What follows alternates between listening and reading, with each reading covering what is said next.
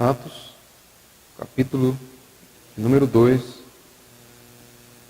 Vamos ler do verso 37 ao 47, mais uma vez. Diz assim a palavra do Senhor. Ouvindo eles estas coisas, compungiu-se-lhes o coração, e perguntaram a Pedro e aos demais apóstolos: Que faremos, irmãos?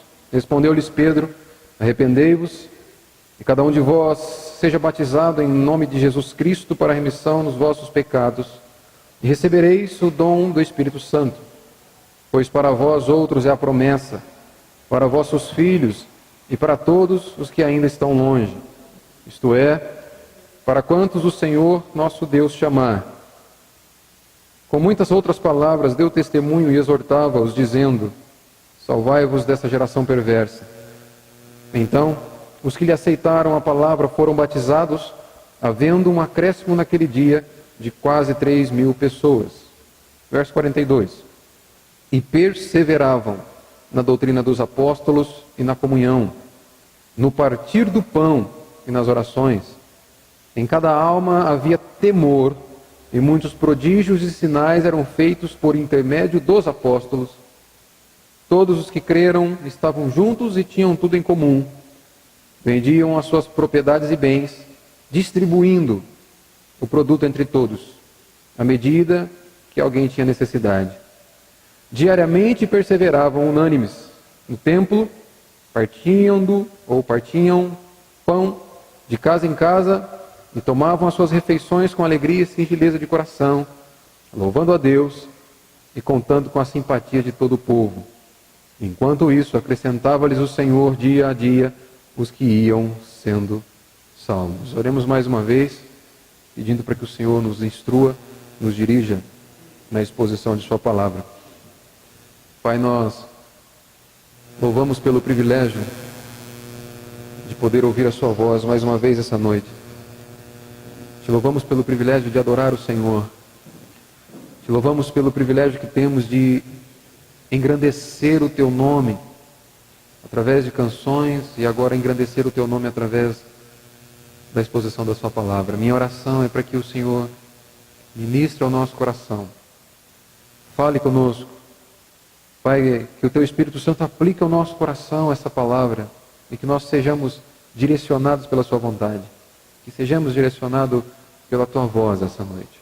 Instrua o nosso coração.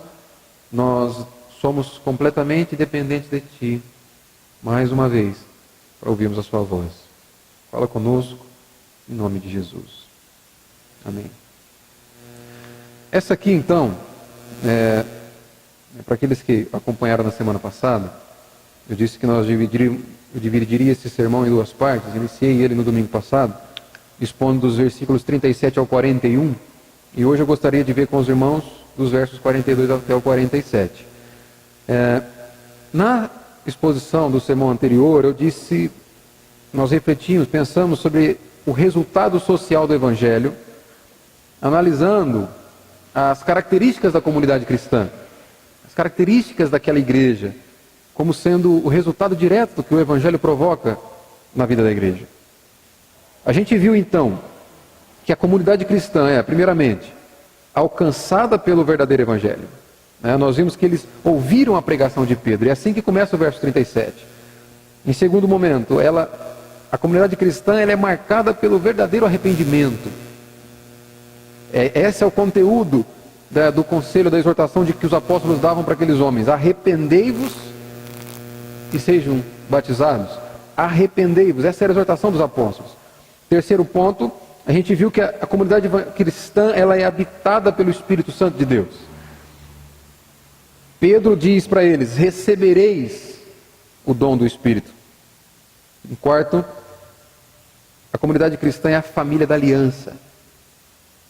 A aliança que Deus faz com os homens, a aliança que Deus se compromete em ser fiel a essa aliança, mantendo o seu povo da aliança. É isso que Pedro vai dizer para eles: pois para vós outros é a promessa, para vossos filhos e a todos os que ainda estão longe, isto é, para quantos o Senhor nosso Deus chamar. A comunidade cristã é a família da aliança que Deus estabelece com os homens.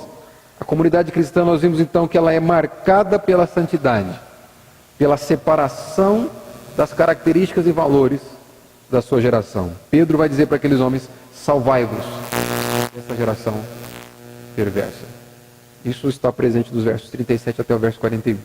Naquilo que eu quero compartilhar com os irmãos hoje, é possível ver o dia a dia dessa igreja que foi alcançada pelo Evangelho. E é interessante, eu gosto, porque são textos que nos levam à prática da igreja. São textos que eu entendo que amanhã, segunda-feira, você pode colocar isso que você ouvir debaixo do braço, queimando no seu coração e viver. É o tipo de exposição, é o tipo de textos na palavra de Deus em que nós podemos olhar para nós mesmos como igreja e comparar a igreja segundo a Escritura e a igreja que nós temos vivido, a forma que nós temos vivido como igreja. Daqui dos versos 42 a 47 é possível ver então o dia a dia da igreja. E por que eu reflito ou medito sobre o tema dia a dia da igreja? É possível a gente ver aqui alguns verbos que estão indicando uma ação contínua da igreja. Perceba comigo a partir do verso 42. Ele vai dizer assim: e perseveravam na doutrina dos apóstolos. Perseverar dá exatamente a ideia de estar continuamente atento, continuamente aplicado a algo. E aqueles homens, aquela primeira igreja, aquela comunidade cristã, tinha como característica do seu dia a dia perseverar nos ensinos apostólicos. Outra palavra que indica essa continuidade, no partir do pão. Essa ideia de partir do pão é a rotina. Na rotina diária de partir do pão, eles estavam juntos. Eles continuamente perseveravam nesse partir do pão. No verso 45, vendiam as suas propriedades e bens, distribuindo. Isso era algo rotineiro entre eles. Isso era algo constante entre eles. Eles vendiam aquilo que tinha, distribuindo para quem não tinha. Era algo constante. É algo que não era um sinal milaborante ou miraculoso ver os crentes se importando uns com os outros. Era algo constante. É o dia a dia da igreja realizado dessa forma. No verso 46 diz assim: diariamente, todos os dias, perseveravam unânimes no templo, partindo o pão. A revista a Almeida, a revista corrigida, vai traduzir justamente dessa forma: partindo, dando a ideia de continuidade, partindo o pão de casa em casa, tomando as suas refeições com alegria. Verso 47, louvando a Deus e contando com a simpatia de todo o povo. Continuamente a adoração fazia presença e eles caíam na graça da sociedade que eles estavam adquirindo. Dia a dia da igreja, isso era muito comum. E o final da ação contínua desse texto, ou presente naquela igreja, que eu acho maravilhoso. O final do verso 47 diz assim: enquanto isso, acrescentava-lhes o Senhor, dia a dia, os que iam sendo salvos. Havia salvação continuamente naquela igreja. Havia salvação todos os dias naquela igreja. Nós vamos ver o que facilitava isso, o que proporcionava isso. Então isso aqui, nós vamos meditar sobre o dia a dia da comunidade cristã.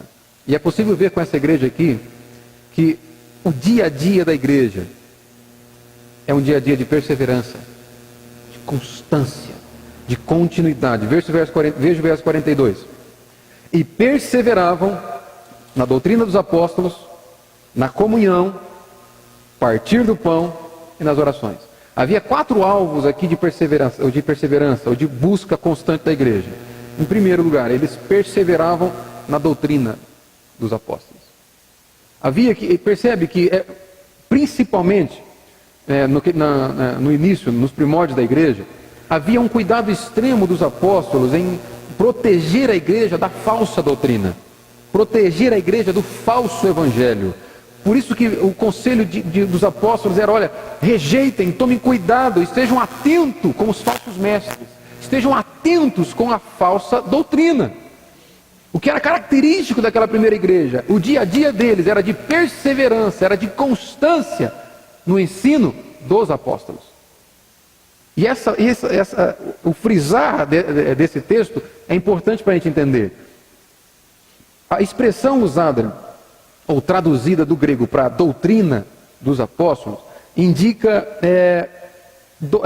significa aquela doutrina que é transmitida pelo ensino. O que eles estão dizendo? Olha, o que Lucas está dizendo quando ele escreve esse texto é: aquela primeira igreja perseverava em estar ou em aplicar aquilo que eles ouviram dos apóstolos. O ensino dos apóstolos, a palavra de Cristo dada aos apóstolos, era isso que eles se apegavam para viver como igreja. Esse era o principal diferencial daquele grupo dentro daquela sociedade. Essa expressão aqui, o uso dela no livro de Atos, doutrina, ensino, comumente ele é semelhante ao uso que aparece nos evangelhos, por exemplo, quando os evangelhos narram o Sermão do Monte, que Jesus ensina para ou que Jesus prega para os seus discípulos. Ali aparece essa palavra aqui grega indicando doutrina, ensino. Ainda dentro do livro de Atos, a mesma expressão ela vai ser traduzida de algumas formas que vai nos levar ao entendimento.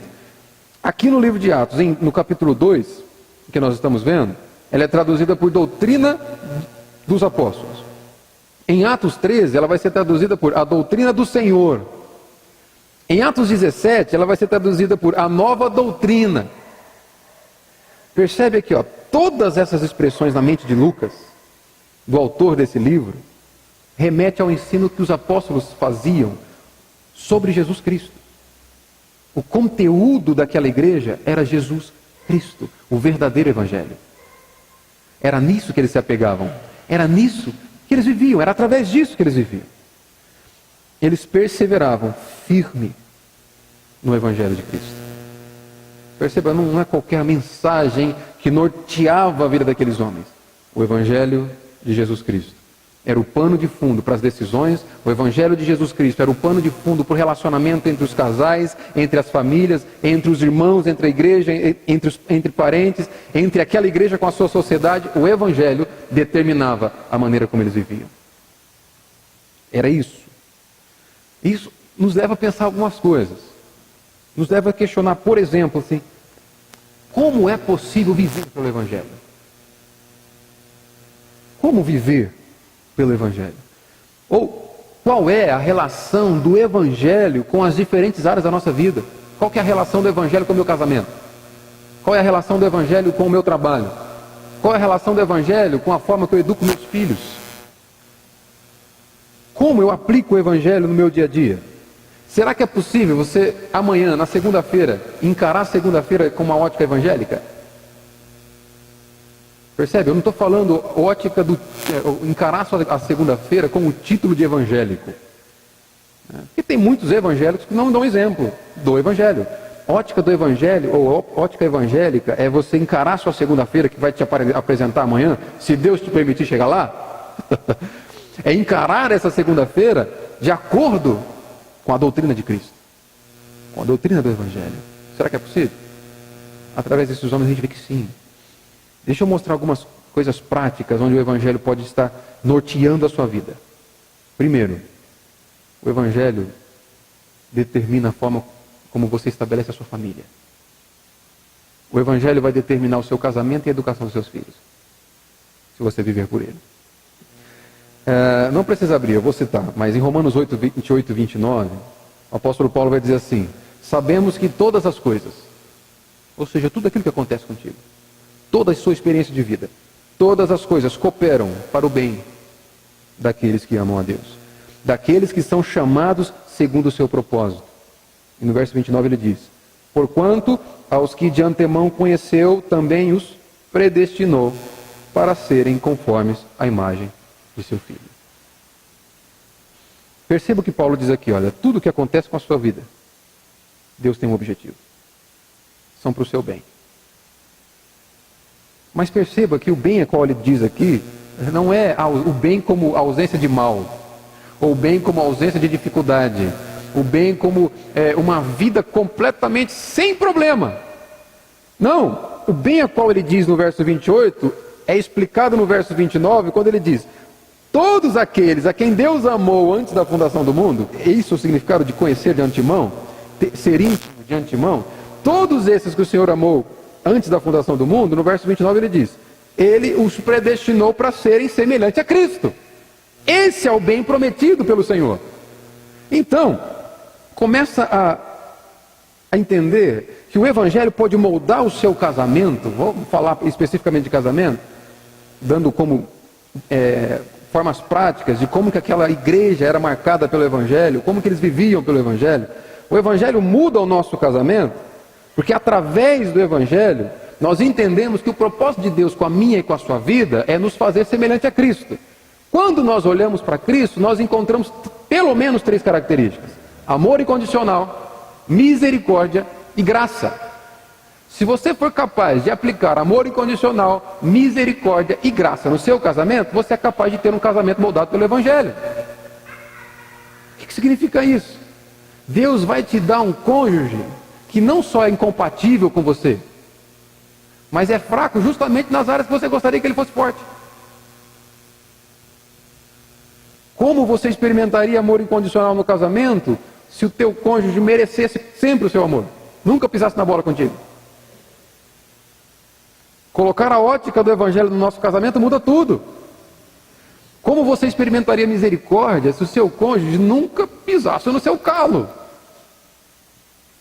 Pensa, como você experimentaria a graça, que significa favor imerecido, se o teu cônjuge sempre merecesse o seu cuidado, o seu favor? Coloca o seu casamento na ótica do Evangelho, aplicando amor incondicional, misericórdia e graça. Olhar para Cristo. Se você for capaz de executar essas 3 coisas, você é capaz de imitar Jesus em todas as áreas da sua vida, inclusive no casamento. Então é possível sim viver um casamento segundo o Evangelho, amando quando o indivíduo não merece ser amado, cuidando quando ele não merece ser cuidado, tendo misericórdia quando ele pisa no calo com a gente. Mas parece que está tão fora de moda uma mensagem como essa, né? Numa sociedade onde o divórcio é uma opção tão banal e tão presente, você falar de Evangelho no casamento é algo que soa como fora de moda. Mas eu estou falando da característica e o dia a dia de uma igreja que vivia pelo Evangelho. E certamente o casamento daqueles homens era moldado por essa característica. Segundo, o Evangelho também muda a criação dos nossos filhos. O Evangelho molda a formação dos nossos filhos. Por exemplo, se viver pelo Evangelho, como o conselho que Pedro dá para aqueles homens, a promessa é o seguinte: olha, para vós outros é a promessa e para vossos filhos. Essa promessa de salvação a qual eu estou pregando para vocês, Pedro dizendo, é para vocês e para os vossos filhos. Se eu creio que Deus estabelece uma aliança comigo e com a minha descendência, com meus filhos, como Ele fez com Abraão, Ele faz com Abraão aquela aliança, a aliança será com você e com a sua descendência. Se eu creio que a aliança de Deus é para mim e para os meus filhos, eu devo tratá-los como crentes. Os meus filhos devem ser tratados como pertencentes a Deus.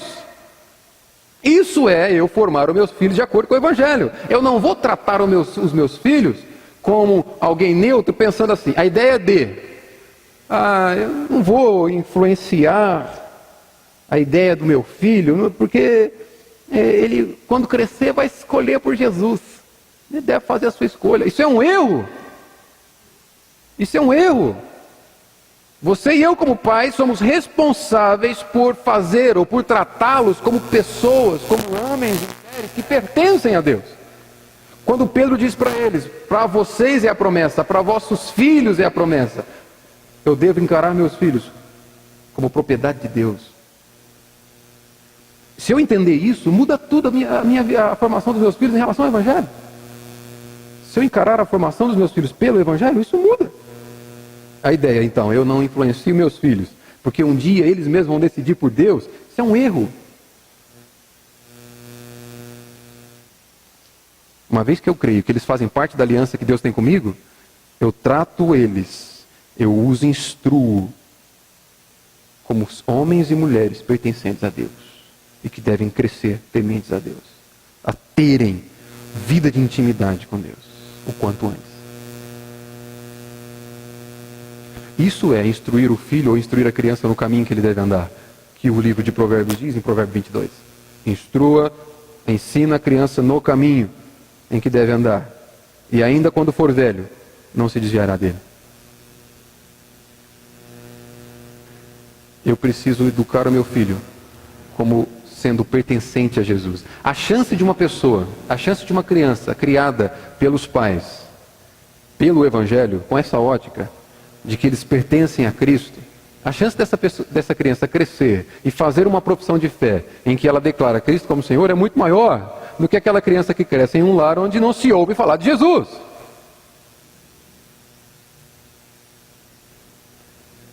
Meu filho deve ser instruído como alguém que pertence a Deus.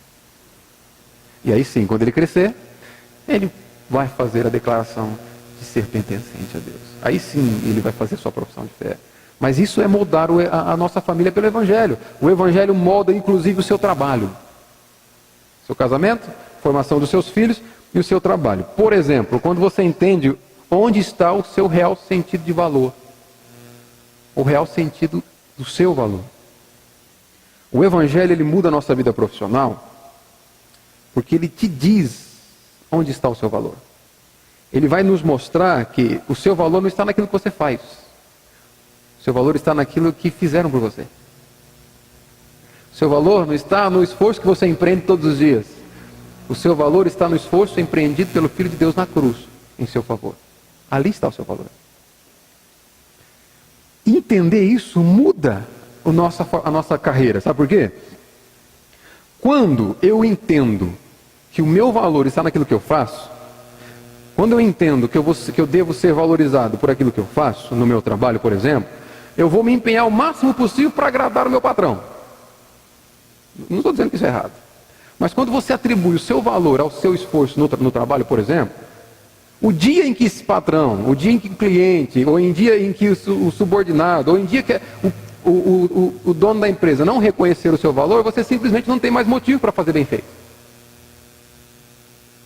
Se o teu sentido de valor está naquilo que as pessoas pensam de você, no trabalho, por exemplo.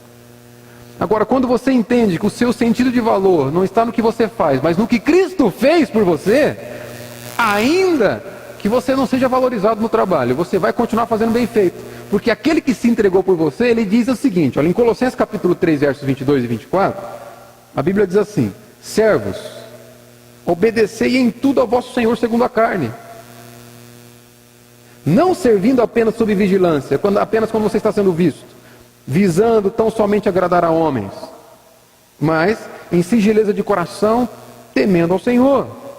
Tudo quanto fizerdes, fazei de todo coração, como para o Senhor, não para homens, cientes de que recebereis do Senhor a recompensa da herança.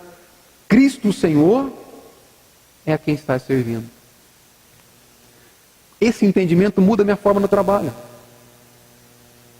Eu não vou mais fazer para ser valorizado. Eu faço porque o meu valor está no Senhor, que se entregou por mim. Eu não faço mais para me sentir valorizado. Eu faço por gratidão daquele que me deu o real valor. Ou daquele que demonstra o meu valor entregando o seu próprio sangue em meu favor naquela cruz. Isso muda tudo. Inclusive a forma como nós trabalhamos. Isso muda o seu trabalho.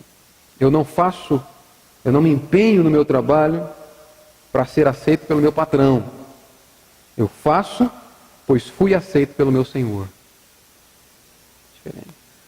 Aplique o Evangelho na sua profissão e as coisas podem ser diferentes. O Evangelho também muda o nosso real sentido do culto.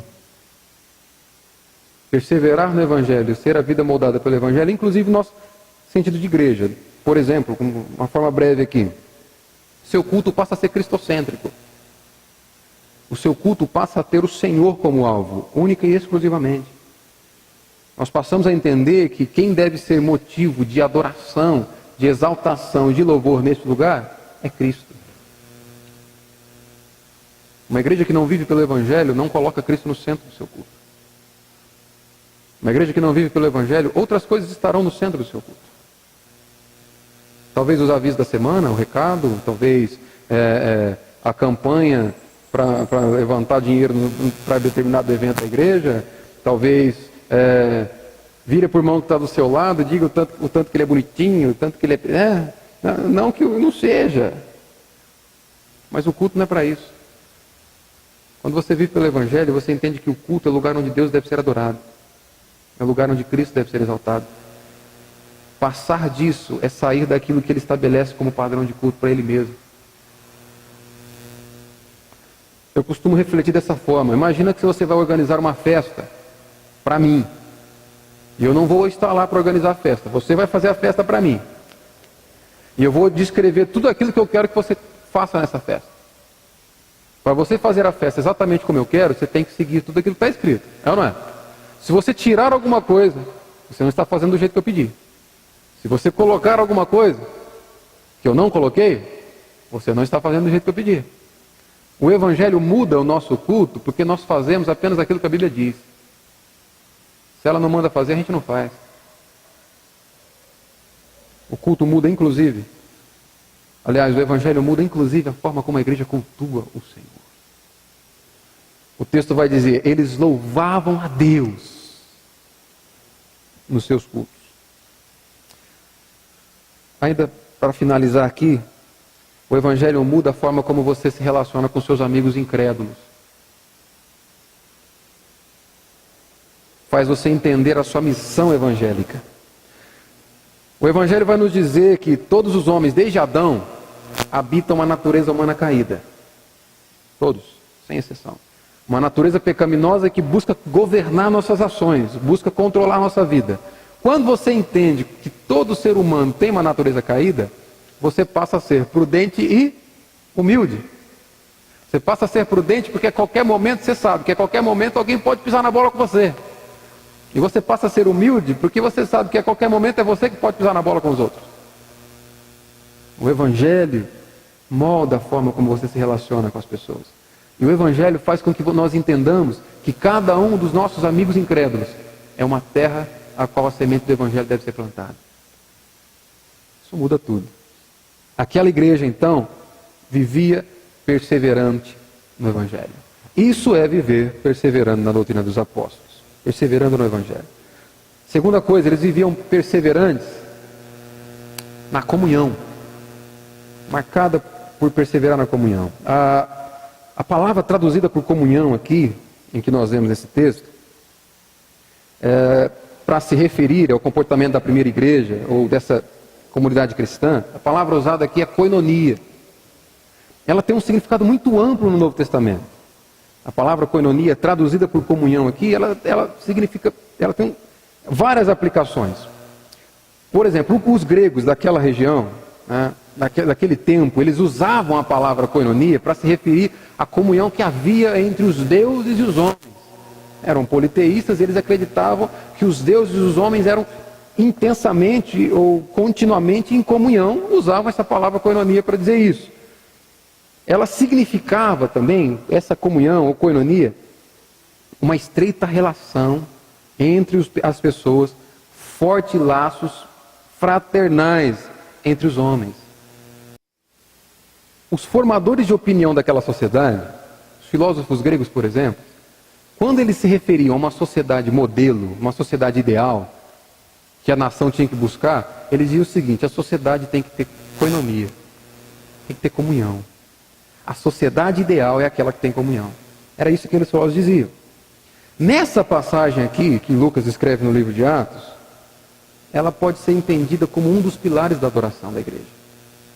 Lembra, eles perseveravam na doutrina dos apóstolos, na comunhão, no partir do pão, nas orações. Nesse caso aqui, comunhão indica essa unidade que é provocada pelo Espírito Santo, pelo mover do próprio Deus. O apóstolo Paulo também faz uma aplicação dessa palavra lá na sua carta aos Filipenses, quando ele vai dizer em Filipenses 2:1, você não precisa abrir: se há, pois, alguma exortação em Cristo, consolação de amor, alguma comunhão do Espírito. e entranhados afetos e misericórdias, completem a minha alegria. A palavra comunhão aqui é como a unidade que o próprio Espírito Santo provoca no meio da igreja.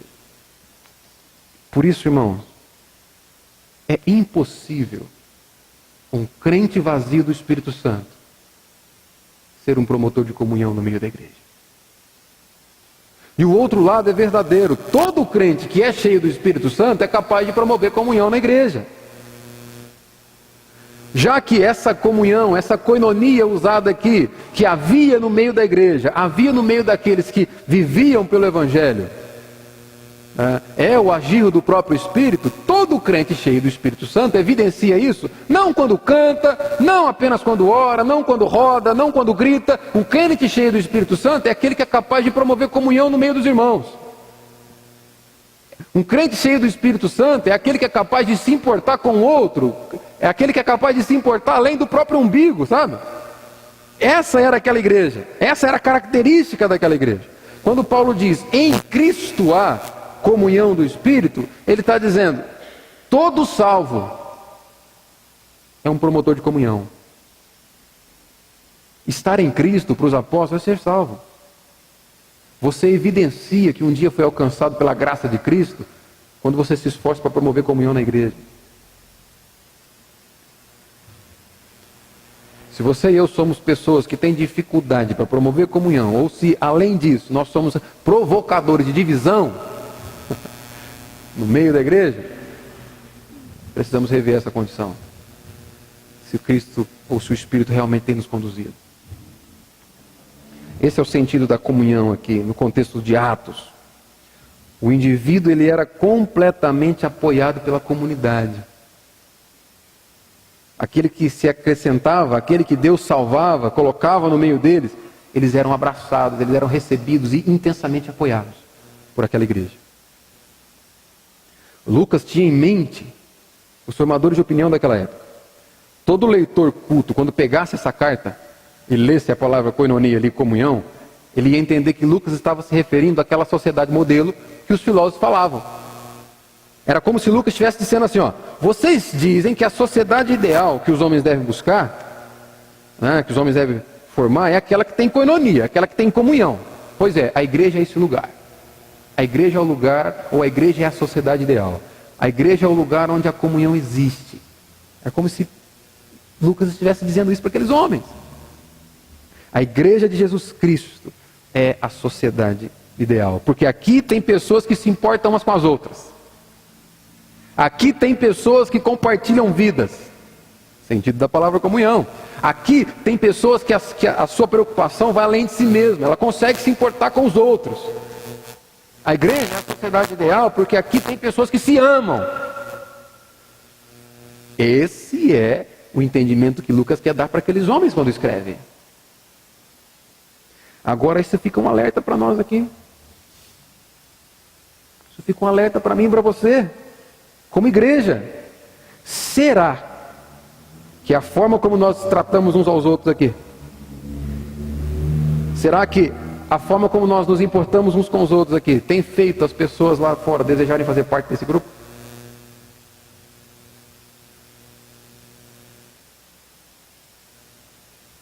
Isso estava presente naquela igreja.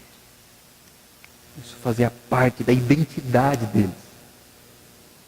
O dia a dia deles era conhecido por essa característica. Eles tinham capacidade de se importar tanto uns com os outros que os de fora tinham vontade de fazer parte de dentro. Eles tinham capacidade de se importar tanto uns com os outros que os de fora tinham vontade de se aproximar daquele grupo. Então, uma igreja cheia do Espírito Santo, irmão, ela tem profunda comunhão entre os membros. Ela tem essa capacidade de compartilhamento de vidas. Onde está o Senhor, onde está o Espírito Santo do Senhor, ali o Senhor nos leva a sermos capazes de promover comunhão. E onde há comunhão, aí o Senhor ordena a sua bênção. É isso que o Salmo 133 vai dizer. Eu entendo que esse partir do pão, a qual o texto diz que eles perseveravam também, se perseveravam no partir do pão, não significa apenas o fato de comerem juntos. mas também se reflete ou se refere a essa comunhão, que desde o princípio é uma característica da adoração daquele povo. A adoração da igreja também era vista através da comunhão dos irmãos. Por isso que a adoração não é apenas um estilo musical que você canta na igreja. A adoração é um estilo de vida que é visível e que faz que quando as pessoas olhem para você, enxerguem o Senhor ou enxerguem os atributos de Deus. A adoração é você apontar para quem Deus é. Louvor é você apontar para aquilo que Deus fez, é você exaltar a Deus pelo que Ele faz. Deus é bom, Ele tem cuidado de você, Ele tem feito grandes coisas na sua vida e você o louva por isso. Quando você o adora, ainda que Ele não tenha feito nada que você desejasse, você o exalta por quem Ele é Deus, Senhor, soberano, teu Criador, teu Redentor. Apontar para Deus não é apenas com palavras, mas é com a vida. Quando eles viviam em comunhão, quando eles se esforçavam para se importar uns com os outros, eles apontavam para esse Deus que cuidava deles, porque eles davam testemunho disso. Quando as pessoas se achegavam até eles, eles iam dizer o seguinte: olha, o Senhor tem nos sustentado, Ele é bom. Quando você cuida da pessoa que está do seu lado, você corre o sério risco, e nós corremos o sério risco de outros desejarem ser cuidados por você também. E esse é o caráter do Evangelho que aqueles homens viviam. Eles perseveravam também nas orações, ainda no verso 47, no verso 42. Uma igreja cheia do Espírito, ela é perseverante na oração. A igreja de Jerusalém não tinha apenas o correto entendimento bíblico da oração, eles não tinham um correto conhecimento teológico, eles oravam de fato. Eles eram juntos, aplicados em oração. Eles dependiam mais de Deus do que do próprio recurso. Eles perseveravam nessa tarefa de orar uns pelos outros, orar pela propagação do Evangelho. Eles estavam juntos, eles não apenas conheciam sobre oração, pregavam sobre oração, eles oravam. Todo o livro de Atos está repleto de expressões onde a igreja orava. Eu não vou citá-los para a gente ganhar tempo. Mas a oração não era algo que fazia apenas parte do conhecimento daqueles homens. A oração era algo que fazia parte do dia a dia deles. Da sua vida de comunhão. Sua vida de adoração. Então, primeiro, o dia a dia daquela igreja é um dia a dia de perseverança. Segundo, o dia a dia daquela igreja é um dia a dia de temor e adoração. Olha só o verso 43. Em cada alma havia temor. O caráter daquela comunidade, ou o estilo de vida daquela comunidade cristã primitiva, despertou no povo o sentimento de reverência a Deus. A forma como eles viviam juntos, a forma como eles viviam o Evangelho, faziam com que aqueles homens fossem tementes a Deus. Gerava temor, gerava reverência a Deus. Uma igreja cheia do Espírito Santo, então ela teme a Deus. Ela é formada por um povo que tem reverência ao Senhor. E é uma reverência a Deus não apenas no contexto de culto aqui. É uma reverência a Deus lá em casa. Por isso que eu citei o exemplo, do casamento, dos filhos. Eu temo a Deus, não apenas aqui no culto, levantando a minha mão, glorificando a Deus, adorando a Deus, cantando, orando. Eu mostro que temo ao Senhor quando os meus filhos são formados de acordo com a vontade dEle. Eu mostro que eu reverencio ao Senhor quando eu encaro o meu dia a dia no trabalho, como se eu estivesse servindo a Ele. E o meu casamento também, com exemplos que já foram dados aqui. Hoje, irmãos, nós vivemos em um lugar onde tanto a igreja quanto a sociedade tem se acostumado com o sagrado. Se acostumado, não tive intimidade, é diferente.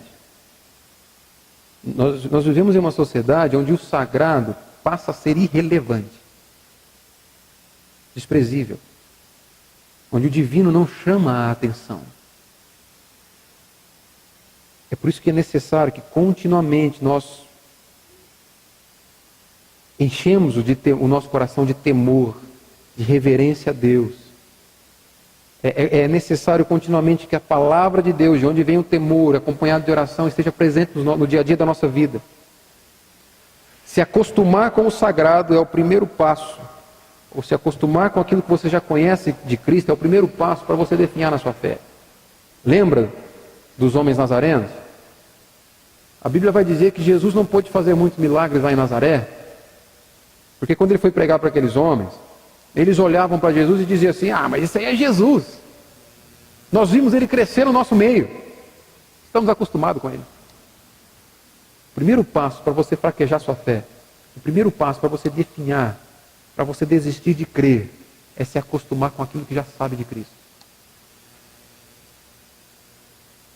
Mais do que nunca, numa sociedade como nós vivemos hoje, onde o divino já se apartou da esfera pública, onde Deus é desconsiderado nos lugares, nós precisamos do conselho do profeta Oséias.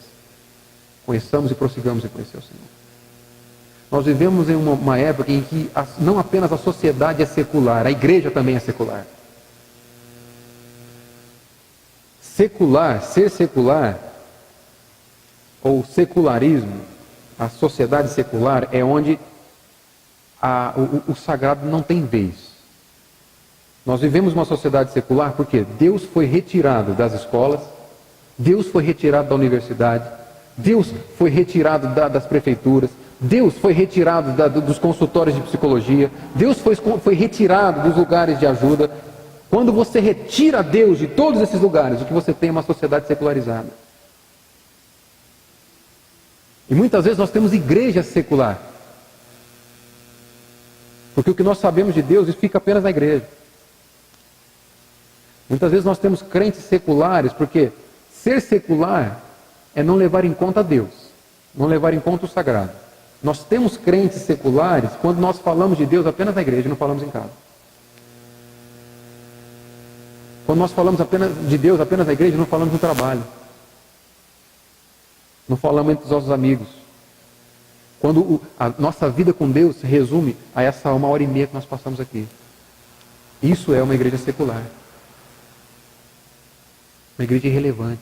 Aquela sociedade, ela era relevante, aquela igreja ela era relevante na sua sociedade. E os outros, eles caíam na graça dos outros, porque eles estavam presentes, eles estavam levando Deus em conta dentro e fora das suas reuniões. Eles estavam levando o evangelho como princípio de vida, não apenas nas suas reuniões, mas no seu estilo de vida. Nós precisamos do conselho de Oséias. Conheçamos e prossigamos em conhecer o Senhor. O dia a dia daquela igreja então era de temor a Deus, simplesmente porque eles perseveravam na doutrina dos apóstolos. Sem palavra de Deus não há temor de Deus. Sem você encharcar a sua mente com o evangelho de Cristo, você jamais temerá o Senhor. O dia a dia daquela igreja então é de contínua condução do Espírito Santo. Olha comigo o verso 43. E muitos prodígios e sinais eram feitos por intermédios de quem? Quem está junto comigo aí? Verso 43. E muitos prodígios e sinais eram feitos por intermédios dos diáconos. Bem? Não, errei.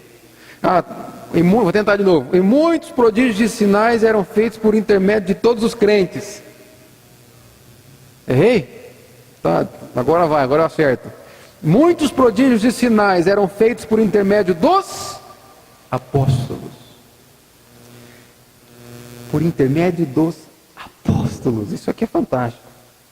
Por que você acha que Lucas restringe essa operação de prodígios e sinais aos apóstolos? Por que ele não diz todo mundo realizava prodígios e sinais? Todos os crentes realizavam prodígios e sinais. Por que você acha? Por que está restringido aos apóstolos? Pergunta, pensa um pouco. Porque esses prodígios e sinais foram o meio que Deus estabeleceu para confirmar a doutrina de Cristo através dos apóstolos. O meio que Deus usou para cooperar com os apóstolos, o meio que Deus usou para fazer com que aquela sociedade levasse em conta a doutrina de Cristo através dos apóstolos, foi a operação de sinais. Por isso que Lucas vai dizer, é através deles que os sinais eram operados. Através deles os prodígios eram operados. Abre rapidamente lá, eu creio que dá tempo, em Marcos capítulo 16.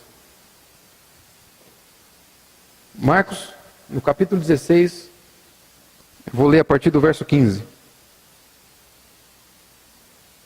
E disse-lhes, Jesus falando, ide por todo o mundo, pregai o evangelho a toda criatura. Quem crer e for batizado, será salvo. Esse crer está referindo às pessoas que ouviriam a pregação do Evangelho. Ele vai dizer, ide, pregai o Evangelho a toda criatura. Quem crer, perceba que o verbo está no futuro, aquele que vier a crer e for batizado, será salvo. Quem, porém, não crer, será condenado. Verso 17. Estes sinais hão de acompanhar aqueles que creem. O verbo crer agora está no presente. Jesus deixa de falar para aqueles que iriam crer através da pregação e passa a falar com os discípulos, porque antes disso era eles que não estavam crendo. Vocês vão ver que no texto anterior, aí, nas passagens anteriores, as mulheres vão falar que Cristo havia ressuscitado e aqueles homens não creem. Então Jesus vem aqui dar um puxãozinho de orelha. E agora ele está dizendo, voltando para os discípulos, o verbo crer está no presente, ele vai dizer o seguinte, aqueles que creem em meu nome, o que diz? Expelirão demônios, falarão novas línguas, pegarão em serpentes e algumas coisas mortíferas beberem, não lhes fará mal. Se impuserem as mãos sobre enfermos, eles ficarão curados. Verso 20. E eles, tendo partido, pregaram. Fizeram o que Jesus pediu para fazer. A ordem era, vão e preguem. E esses sinais vão acompanhar vocês. E no verso 20, eles partiram e pregaram. Tendo partido, pregaram em toda parte. Cooperando com eles, quem? O Senhor. E confirmando a palavra por meio de sinais que se seguiram. Os sinais e prodígios realizados pelos apóstolos era uma evidência da cooperação do Espírito Santo de Deus com eles, na tarefa de propagar o Evangelho de Cristo. Na tarefa de apresentar para o mundo a doutrina cristã, a doutrina do Evangelho, a doutrina apostólica. Deus, por meio de seu Espírito, confirmou essa tarefa com a realização de prodígios e sinais. Por isso era por intermédio dos apóstolos. Agora eu penso o seguinte, o dia a dia daquela igreja era marcado pela cooperação do Espírito Santo. O Espírito Santo, os apóstolos apenas os instrumentos, realizavam então esses sinais, esses prodígios. Hoje não existem mais apóstolos. Hoje não existem mais apóstolos para os quais nós devemos recorrer para ver sinais e prodígios. Porque a doutrina do Senhor, a doutrina de Cristo, a doutrina evangélica, a doutrina dos apóstolos já foi apresentada. Ela já foi trazida, nós já temos. Hoje não é necessário sinais e prodígios para confirmar aquilo que já está confirmado e temos em nossas mãos. A palavra do Senhor, as Escrituras Sagradas, a doutrina dos apóstolos. Hoje então, você pode se prostrar diante de Deus. Você pode orar por cura, por sinais, você pode orar por milagre, e Deus, sendo soberano, responde da forma como Ele estabelece. E traz no seu coração a alegria daquela oração respondida, e a satisfação e o contentamento do não de Deus. Quando Lucas diz, é através dos apóstolos os sinais eram realizados, é porque o Espírito Santo agia através daqueles homens para confirmar essa palavra, para confirmar essa doutrina que fez com que eles mantivessem firmes na sua fé. Hoje nós temos acesso ao Pai, nós temos acesso a Deus, podemos orar, crendo que Ele responde à oração, porque em Tiago ele vai dizer isso, que a oração da fé curará o enfermo. Mas hoje já não há mais esses apóstolos, a qual você busca para ser curado. Porque a doutrina do Evangelho já nos foi dada. Por isso Lucas vai dizer, é através dos apóstolos que os sinais estavam presentes. Quarta coisa que a gente entende aqui é que o dia a dia daquela igreja é de unidade e cumplicidade. Isso aqui é uma evidência prática da comunhão que nós dizemos aqui que eles tinham. Olha o verso 44 e 45, lá de Atos. Volta em Atos comigo, por gentileza. Atos no capítulo 2. Veja o verso 44 e 45. O dia a dia daqueles homens, então, era de perseverança. O dia a dia deles era de temor e adoração.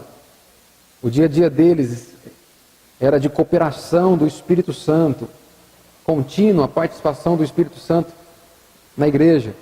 E o dia a dia deles era de unidade e cumplicidade. E essa é uma evidência prática da comunhão, daquela koinonia que eles tinham. O verso 44 diz assim: todos os que creram estavam juntos e tinham tudo em comum. Vendiam as suas propriedades e bens, distribuindo o produto entre todos, à medida que alguém tinha necessidade. Esse aqui é um reforço sobre as características da verdadeira comunhão, que é experimentada por aqueles irmãos. Eles tinham capacidade de se importar além de si mesmo.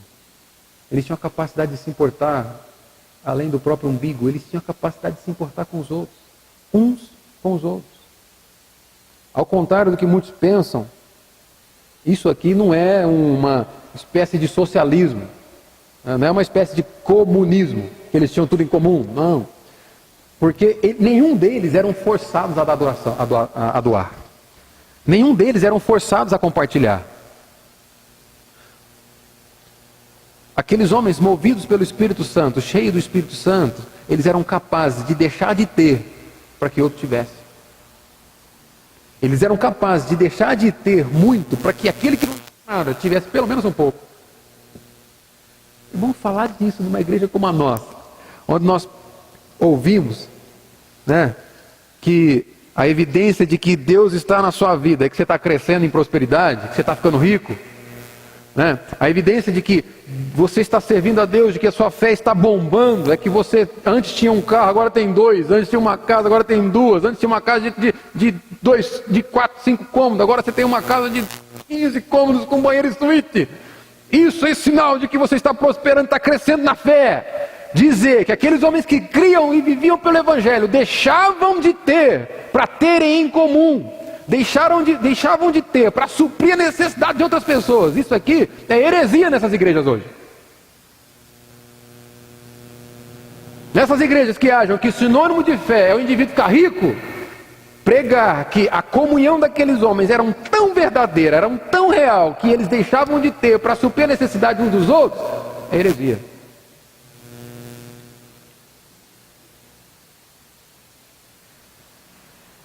Olhe para a Escritura comigo. Olhe para a Escritura. Vendiam suas propriedades e bens, distribuindo o produto entre todos à medida que alguém tinha necessidade. E outra coisa também. Isso aqui não é uma ideia de socialismo, porque ninguém era forçado a fazer isso. E eles não tinham igual. Eles faziam isso para suprir a necessidade dos outros. Mas a propriedade particular aqui, a propriedade privada sempre esteve presente. Só para corrigir aqui, senão alguns podem pegar isso aí, falar que eu estou pregando socialismo na igreja. Não tem nada a ver com socialismo. Não. Era uma expressão de amor, cuidar uns dos outros, suprir a necessidade dos outros. E a propriedade privada ainda existia. Eles vão se reunir na casa uns dos outros. Se eles se reuniam na casa uns dos outros, é porque os caras tinham casa. Tinham propriedade privada. Isso aqui é, na verdade, irmão, levar a sério aquilo que Jesus diz. Levar a sério não apenas aquilo que nós gostamos da Escritura. Tem coisa na Escritura que coloca o dedo na nossa ferida. Tem princípios na Escritura que não são tão palatáveis. Sabe? Aqui, os textos que dizem que Deus quer te prosperar, glória a Deus por eles. Os textos que dizem que você precisa deixar de ser egoísta e amar o seu irmão, glória a Deus por eles. E isso é uma expressão que aqueles homens viviam, levaram a sério a palavra do Mestre. Jesus, em João capítulo 13, você não precisa abrir, no verso 34 e 35, ele vai dizer assim: novo mandamento vos dou,